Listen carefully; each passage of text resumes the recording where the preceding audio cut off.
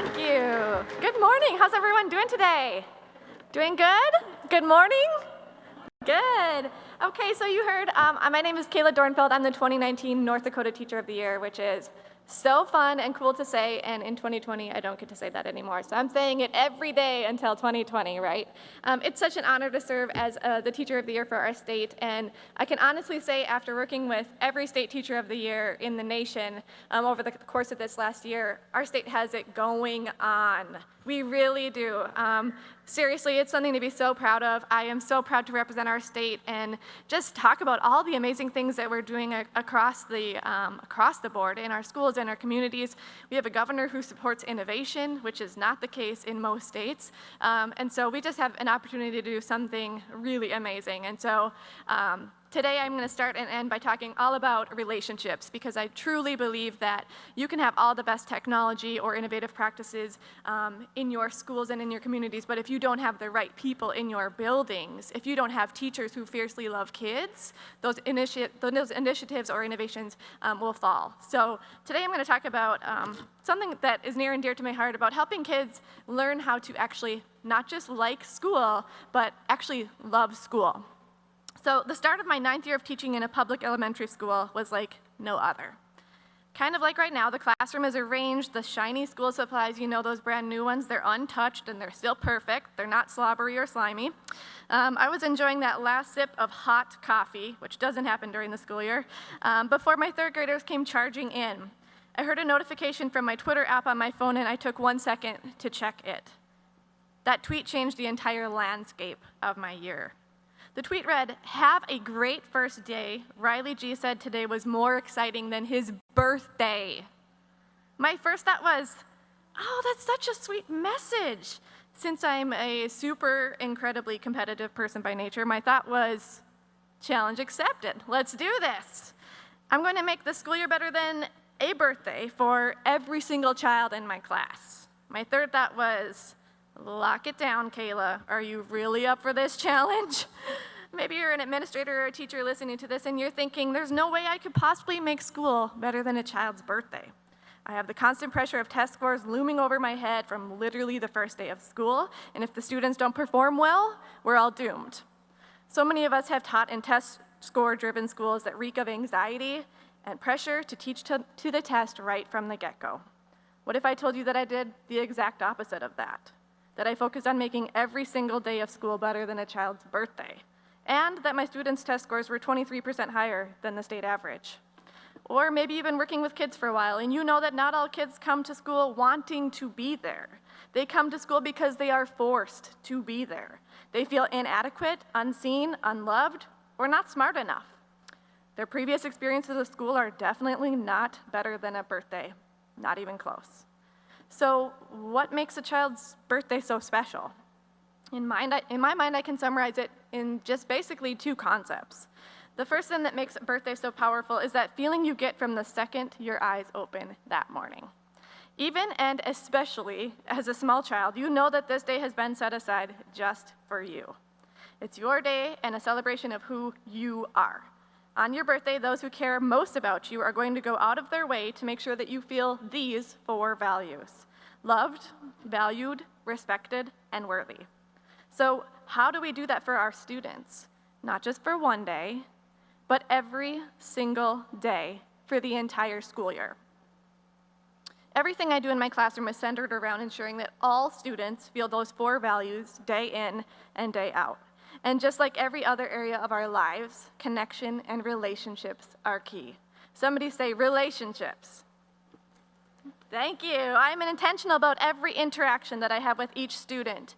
I view each student as unique and some parents' most prized possession. Remember that every kid in your class is someone's kid. I treat every child as if each day is in fact his or her birthday.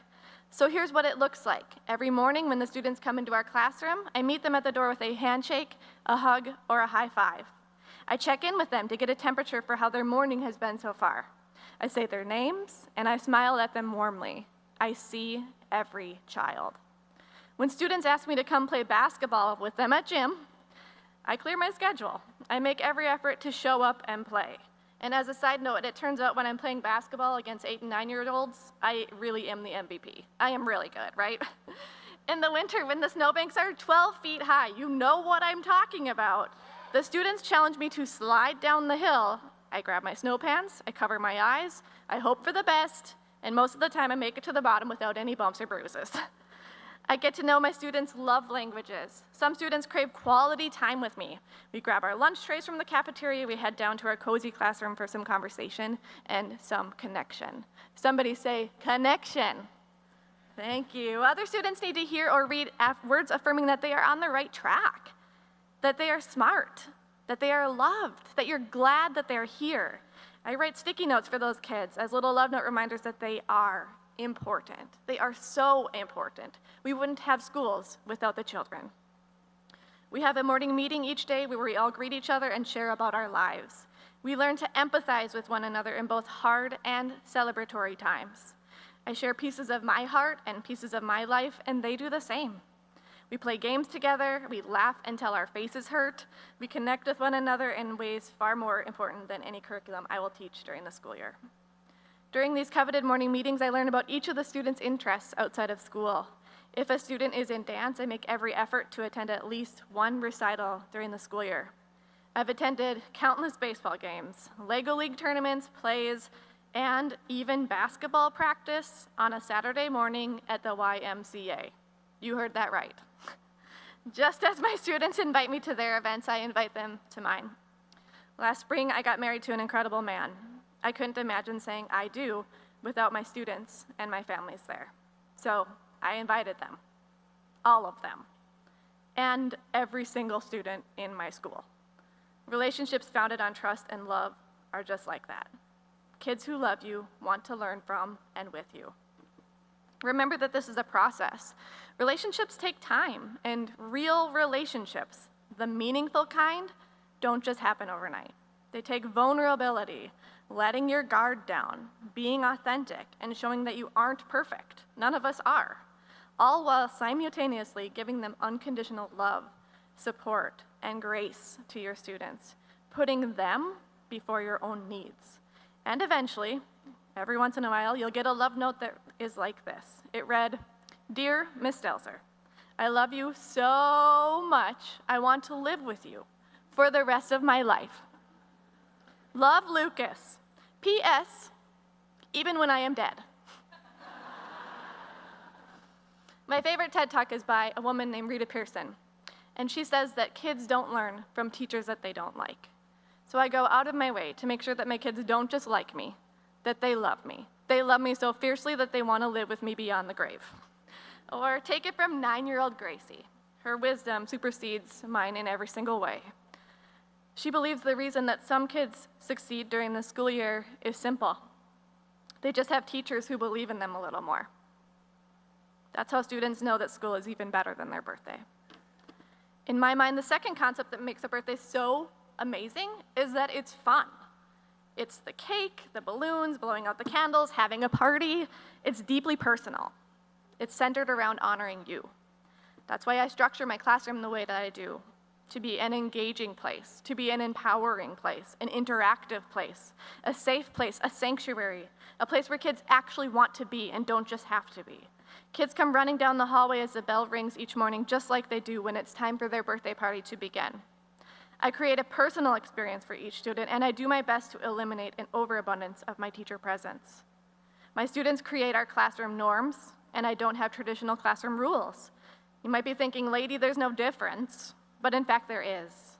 Rules are typically teacher-imposed things that students will not be or will not do, where norms are actually generated by the students and adopted as guidelines to help them be successful, things that we will do instead of things that we aren't allowed to do.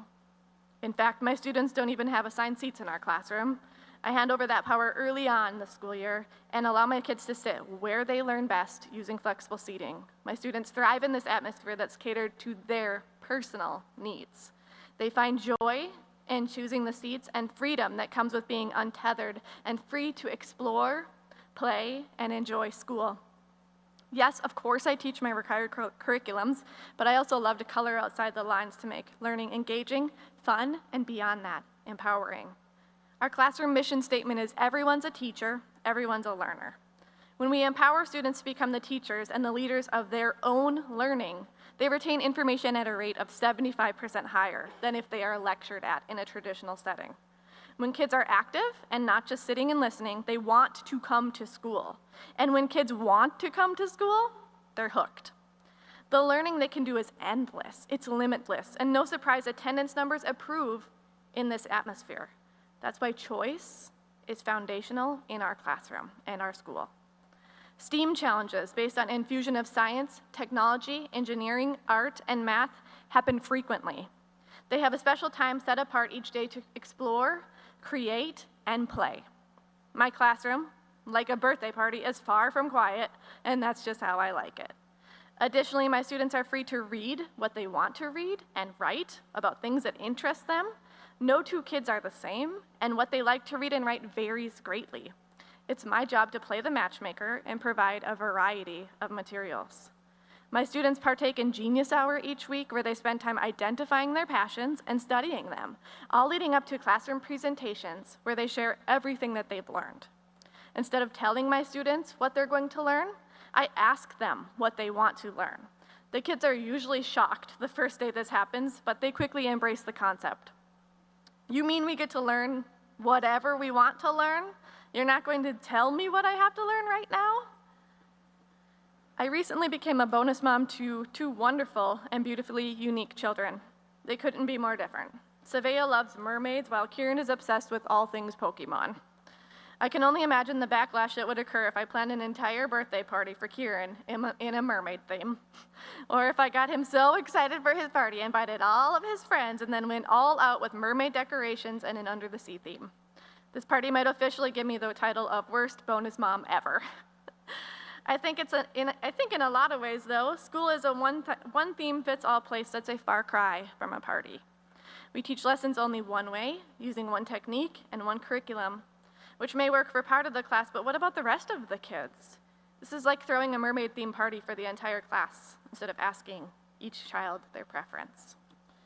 McCoy, a former student, summed up his entire experience best with just one short sentence from my classroom. He loved when I would write him love notes and he saved them up in his locker. One day after school, I found a note that he had written to me. It read, "The way you teach changed the way I learn. I feel smarter." Then he crossed off the word from and replaced it with hugs and signed his name. All kids learn differently. All kids deserve to learn in a way that makes them feel smarter. This is what it's all about. Personalized instruction, connections, freedom, joy.